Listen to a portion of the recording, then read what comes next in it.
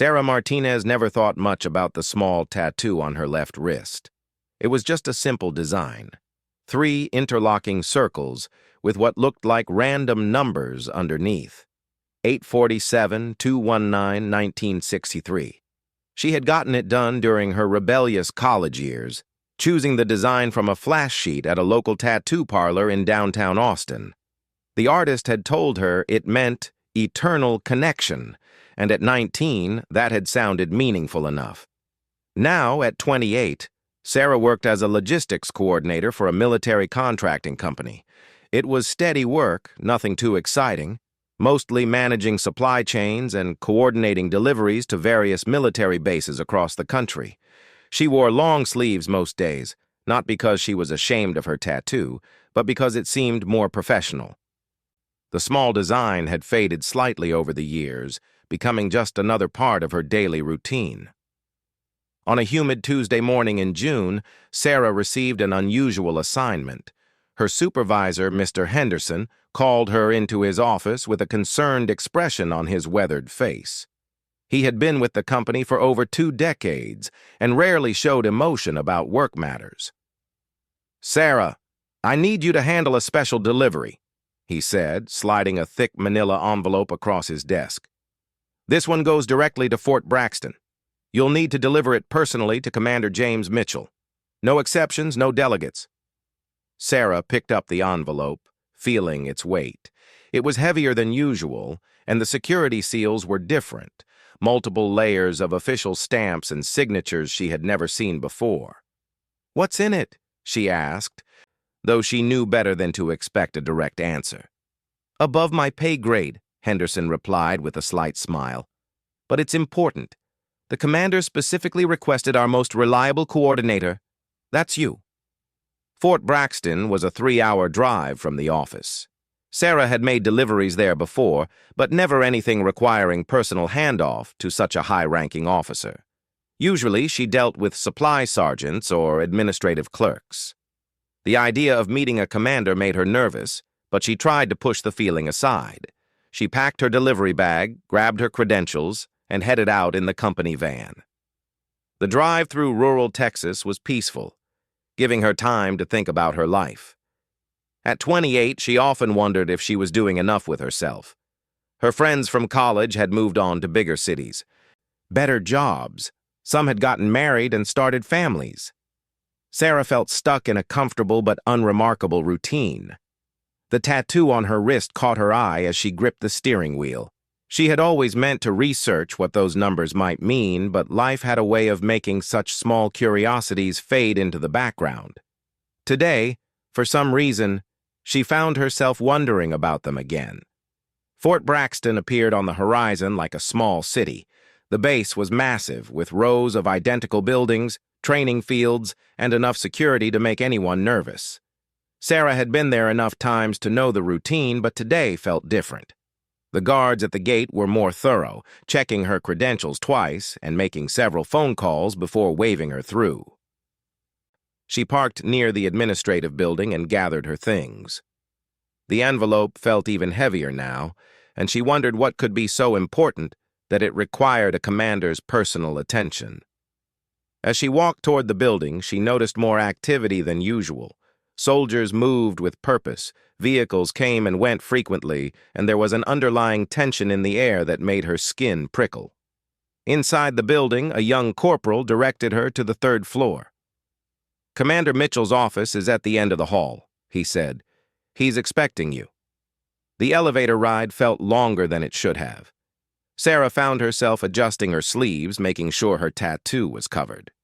She had no reason to hide it, but meeting a commander seemed like a situation that called for absolute professionalism. The hallway on the 3rd floor was lined with photographs of military operations, awards, and formal portraits of distinguished officers.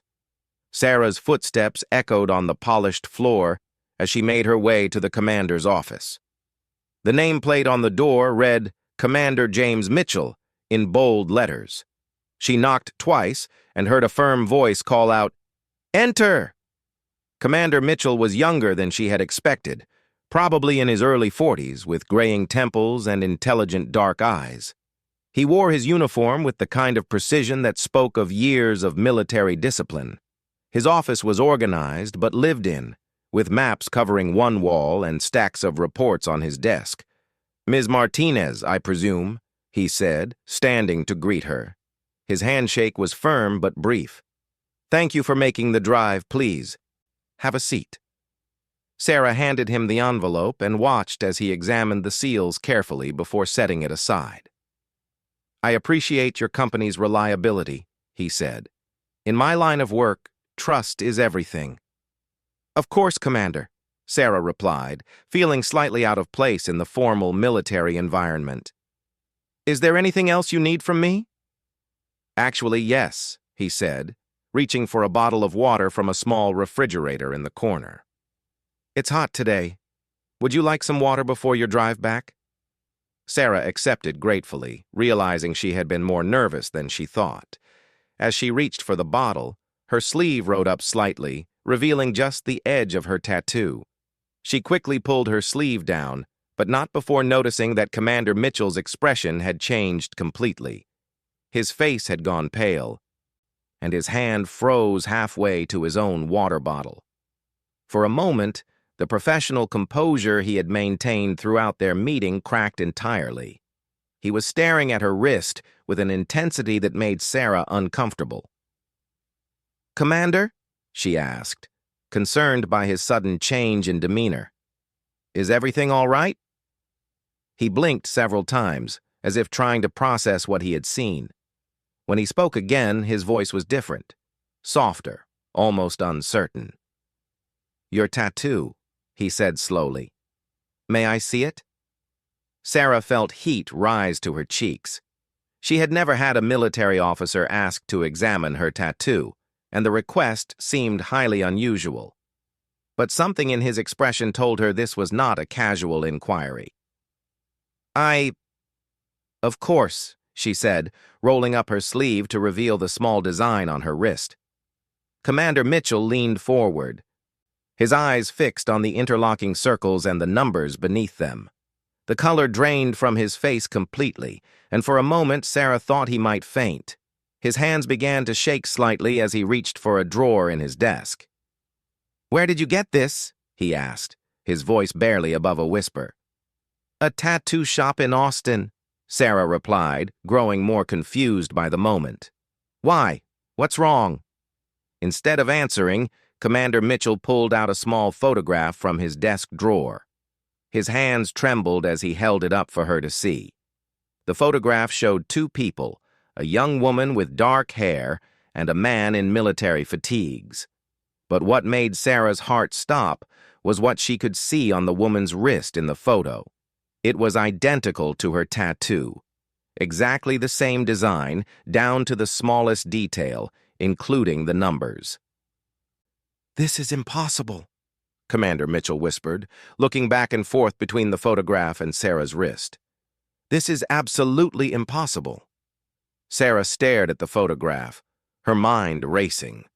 The woman in the picture looked familiar in a way that made her stomach clench with anxiety. There was something about her features, her smile, that seemed to echo in Sarah's own reflection. "Who is she?" Sarah asked, though she was afraid to hear the answer. Commander Mitchell's eyes met hers, and in them she saw a pain so deep it took her breath away. When he spoke, his words would change everything she thought she knew about herself. "Her name was Maria Santos," he said quietly, "and she was my wife." The silence in Commander Mitchell's office stretched like a taut wire. Sarah stared at the photograph in his hands, her mind struggling to process what she was seeing. The woman in the picture could have been her twin. Same dark hair, same brown eyes, same delicate bone structure. And that tattoo, identical in every way to the one on her own wrist. "That's impossible," Sarah whispered, echoing the commander's earlier words. "I got this tattoo myself. I was there. I chose it." Commander Mitchell set the photograph down with trembling hands. His professional composure had completely evaporated, replaced by something raw and vulnerable. Maria disappeared 15 years ago, he said, his voice thick with emotion. She was a translator working with our unit in Afghanistan. One day she was there, the next, gone. No trace, no body, no explanation. Sarah felt the room spinning slightly. She gripped the arms of her chair to steady herself. I don't understand what you're telling me. You think I'm… What? Her? I don't know what to think, he admitted, running his hands through his graying hair. But that tattoo, Maria designed it herself.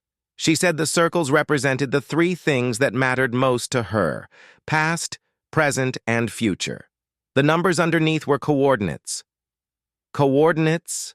Sarah looked down at her wrist. 847-219, 1963. Not quite coordinates as most people think of them, Mitchell explained, his military training helping him focus despite his emotional turmoil. Maria was brilliant with codes. She converted our meeting place coordinates into a numerical sequence only she and I would understand. It was her way of always carrying a piece of our story with her. Sarah's head was spinning. None of this made sense. She remembered getting the tattoo clearly, walking into that shop in Austin with her college roommate, pointing to the design on the wall, sitting in the chair while the artist worked. She could still recall the pain of the needle, the smell of the antiseptic, the way her roommate had joked about her impulsive decision. Commander, I think there's been some kind of mistake, she said carefully. I'm Sarah Martinez from Corpus Christi. I went to UT Austin. I work for Henderson Logistics. I have a social security number, a birth certificate, memories of my childhood. I'm not your missing wife. But even as she said the words, doubt began to creep in. Why couldn't she remember much before the age of 13? She had always attributed her spotty childhood memories to trauma from her parents' car accident, the event that had left her in foster care. But what if there was another explanation?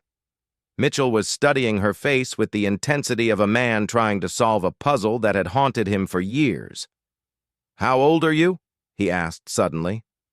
28, Sarah replied automatically. Maria would be 28 now too, he said quietly. She was 13 when she disappeared. The blood drained from Sarah's face. 13. The same age when her memories became clearer, when she remembered being placed with the Martinez family who eventually adopted her. She had always been told her real parents died in an accident, but she had never seen their bodies, never attended a funeral. This is crazy, she said, but her voice lacked conviction. People don't just forget their entire lives and get new identities. That's the stuff of movies. Mitchell leaned back in his chair, his eyes never leaving her face. In my line of work, I've seen things that would surprise you. Maria was working with sensitive intelligence when she disappeared. There were people who wanted her dead because of what she knew. If someone wanted to protect a 13-year-old girl… He didn't finish the sentence, but Sarah understood. Witness protection, new identity, fabricated memories. It sounded insane, but she had heard of such things happening. Still, accepting it meant accepting that everything she thought she knew about herself was a lie. I need proof, she said firmly. I can't just take your word that my entire life is fake based on a tattoo. Of course, Mitchell said, regaining some of his professional demeanor. Would you be willing to submit to a DNA test? Sarah's heart pounded. Part of her wanted to refuse, to walk out of this office and pretend this conversation had never happened. But another part, a part that had always felt like something was missing from her life, whispered that she needed to know the truth. Yes, she said. But I want to understand more about Maria first. What was she like? A sad smile crossed Mitchell's face. She was fierce, intelligent beyond her years. She spoke 4 languages fluently and could crack codes that stumped intelligence officers with decades of experience. But she was also kind, always looking out for others. He paused, lost in memory. She loved art, drew constantly, said she wanted to be a painter someday. Sarah's breath caught. She had always loved to draw, had filled sketchbooks throughout her teenage years. Her adoptive parents had encouraged it, saying she had natural talent. But how could that be connected?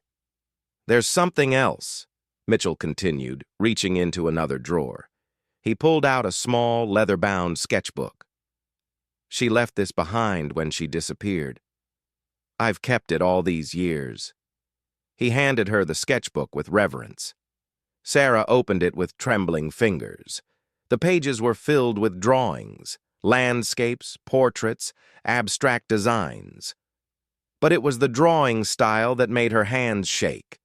The way the artist shaded, the particular way they drew eyes and hands, it was identical to her own technique. On the last page with a drawing, she found something that made her gasp. It was a sketch of the same tattoo design now on her wrist, with notes written in Spanish around the edges. At the bottom, in careful handwriting, were the words, "Para siempre, mi amor." "Forever, my love." "She drew this?" Sarah whispered. 2 days before she disappeared, Mitchell confirmed. She said she was going to get it tattooed as soon as she turned 18. She wanted something that would connect us no matter what happened. Sarah closed the sketchbook, her mind reeling. The evidence was mounting, but it still seemed impossible. How could she be someone she didn't remember being? How could her entire life be constructed around a lie? "Commander," she said slowly, "if I am Maria, if this is all true, why don't I remember you? Why don't I remember any of this?" "Trauma," he said simply, "both physical and psychological. When children experience severe trauma, sometimes their minds protect them by blocking out memories. If you were given a new identity on top of that trauma—" He didn't need to finish. Sarah understood. The mind was capable of incredible things when it came to self-preservation. "What happened that day?" she asked. "The day she disappeared?" Mitchell's face darkened. "We were at a forward operating base. Maria was translating intercepted communications when we came under attack. The base was overrun quickly. It was chaos. When the smoke cleared, several people were missing, including Maria. We found blood, signs of a struggle, but no bodies." "You thought she was dead?" "I hoped she wasn't, but after months of searching with no leads—" He shrugged helplessly. "Eventually, I had to accept that she was gone." Sarah looked at the photograph again, studying the young woman who might have been her. In the picture, Maria was smiling, her arms wrapped around a much younger James Mitchell. They looked happy, completely unaware of the tragedy that would soon tear them apart. "The DNA test," Sarah said finally. "How long will it take?" "A few days for preliminary results," Mitchell replied. "I have contacts who can expedite it." "And if it's positive? If I am her?" Mitchell's expression was complicated. Hope mixed with fear, love tempered by years of pain. "Then we figure out what that means," he said. "Together." Sarah stood up, her legs feeling unsteady. Everything she thought she knew about herself was crumbling, but strangely, she also felt something she had never experienced before, a sense of belonging, as if pieces of a puzzle she didn't know she was solving were finally clicking into place. "I need time to process this," she said, "but I'll take the test." "Of course," Mitchell said, standing as well. "Sarah, or Maria, whoever you are, I want you to know that I never stopped looking. I never stopped hoping." As she reached the door, Sarah turned back. "The envelope I delivered today, what was in it?" Mitchell's smile was sad but genuine. "Actually, it was personnel files I had requested. I've been trying to track down everyone who went missing that day. I never imagined one of them would walk into my office carrying the answer I'd been searching for." Sarah nodded and left the office, her mind spinning with possibilities and questions. As she walked down the hallway, she caught her reflection in a window and stopped. For the first time in her life, she wondered if the face looking back at her was really her own, or if it belonged to someone else entirely. someone named Maria who had loved a soldier and disappeared into the chaos of war, only to emerge 15 years later with no memory of the life she had left behind. 3 days felt like 3 years. Sarah had barely slept, barely eaten, and had called in sick to work for the first time in 2 years. She spent her time staring at the sketchbook Commander Mitchell had let her borrow, running her fingers over drawings that felt familiar, yet foreign. Every stroke of the pencil seemed to whisper secrets her mind couldn't quite grasp. She had also done something she had never done before. She researched her own adoption records. The story she had always been told was simple. Sarah Martinez died in a car accident at age 13, and she had been so traumatized that she blocked out most of her early memories. A kind family had adopted her, given her their name, and helped her build a new life. But now, armed with new questions, she dug deeper. The adoption records were sealed, but she managed to find newspaper articles about the car accident. The details were sparse, almost suspiciously so. No photographs of the scene, no interviews with witnesses, no follow-up stories. For such a tragic event, it had generated remarkably little media attention. On Thursday morning, her phone rang. Commander Mitchell's voice was steady, but she could hear the underlying tension. "The results are in. Can you meet me at the base?" Sarah's hands trembled as she drove to Fort Braxton. This time, the guards waved her through without question. Apparently, she was expected. The familiar weight of uncertainty pressed down on her chest as she made her way to Mitchell's office. He was waiting for her, standing by the window with his back turned. In his hands were several official-looking documents.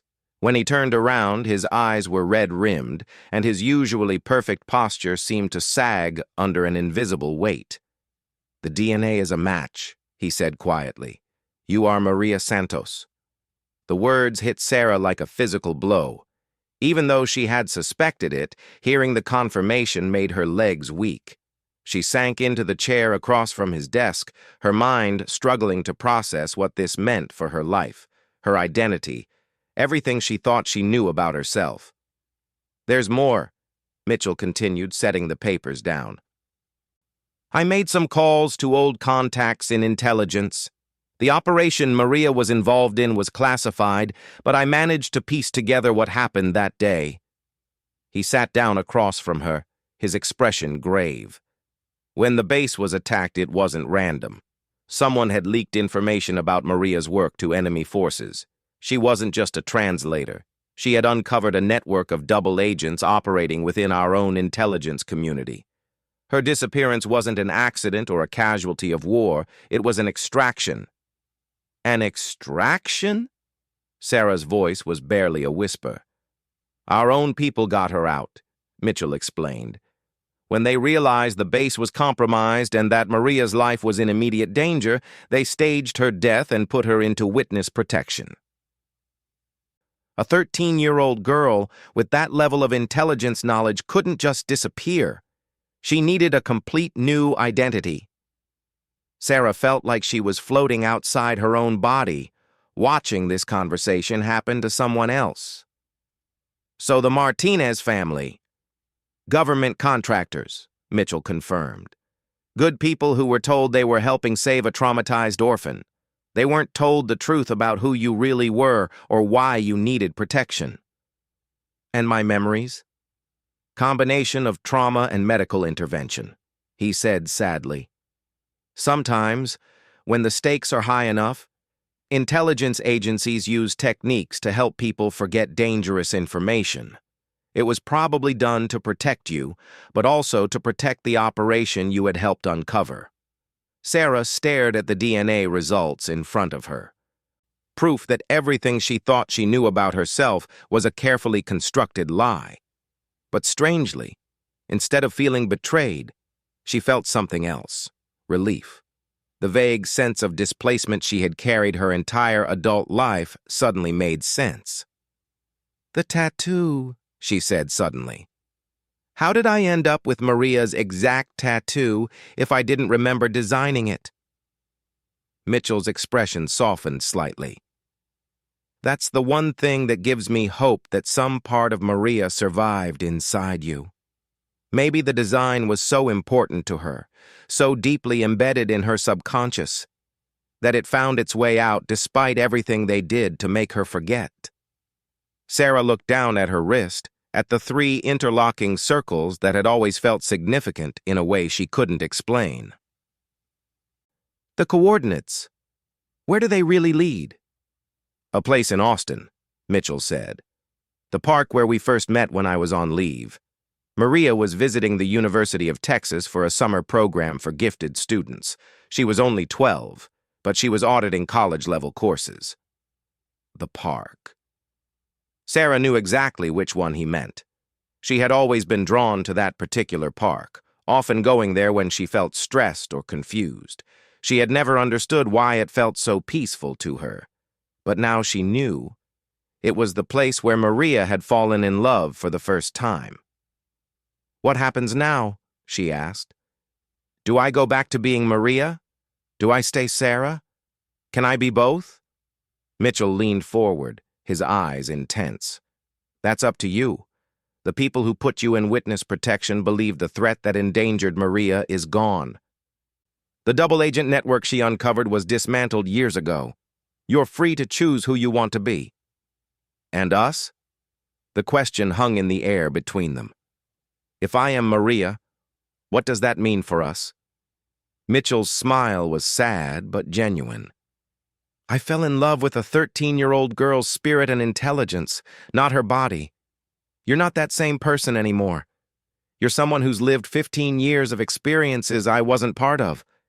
Even if you remember everything, we can't just pick up where we left off. But Sarah sensed there was more. But I'd like the chance to get to know who you are now, he said, whether that's Sarah or Maria or some combination of both. If you want that too. Sarah closed her eyes, trying to sort through the tangle of emotions and revelations. When she opened them again, she had made a decision. I want to try to remember, she said. I want to know who Maria was, what happened to her, what I might have lost. But I also don't want to lose Sarah. She's real too, even if she was built on a foundation of lies. Mitchell nodded. There are therapists who specialize in recovered memory.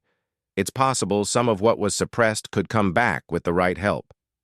Will you help me? She asked. Will you tell me about Maria, about who we were together? Every day if you want, he promised. As Sarah left Fort Braxton that afternoon, she felt like she was walking between 2 worlds, the one she had always known and the one she was just discovering. Her phone buzzed with a text from her adoptive mother asking how she was feeling and if she needed anything. The kindness in that simple message reminded her that whatever lies her life had been built on, the love she had received was real.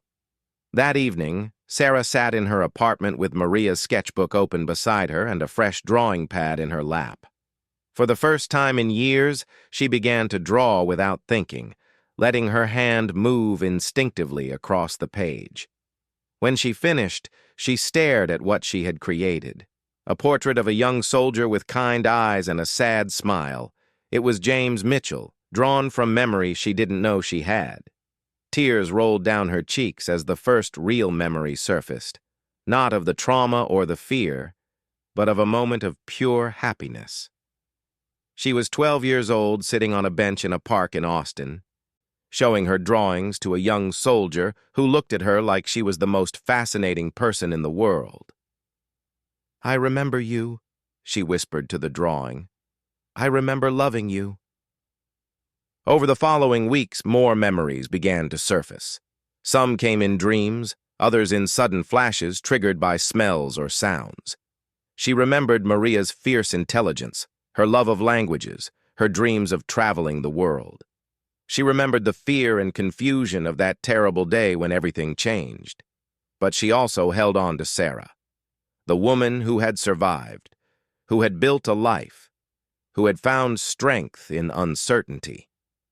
Sarah had done something Maria never could have. She had learned to live with mystery, to build identity from fragments. James visited her every weekend, careful not to push, letting her set the pace of their renewed relationship. They were different people now. He was no longer a young soldier full of idealistic passion, and she was no longer a brilliant child navigating adult emotions for the first time. But they found new ways to connect, building something that honored both their past and their present. 6 months later, Sarah legally changed her name to Sarah Maria Martinez Santos, keeping pieces of both identities. She left her job with the logistics company and began working as a translator for a non-profit organization that helped refugees, Maria's intelligence and Sarah's compassion combining to create something new. On the anniversary of the day she had walked into James's office, Sarah returned to the park in Austin. She sat on the same bench where Maria and James had first met, and where Sarah had often come to think during her college years. James joined her there, and together they watched the sunset. "Do you ever regret learning the truth?" he asked. Sarah considered the question carefully. Her life was more complicated now, full of questions that would never have simple answers, but it was also richer, more complete. "No," she said finally, touching the tattoo on her wrist. "I'm grateful for both lives. Maria taught me that love is worth remembering, even when everything else is lost. And Sarah taught me that identity isn't just about where you come from. It's about who you choose to become." They sat in comfortable silence as darkness fell around them. Two people who had found their way back to each other across 15 years and two different lives, connected by 3 interlocking circles that had always meant the same thing: the past that shaped them, the present they shared, and the future they would build together.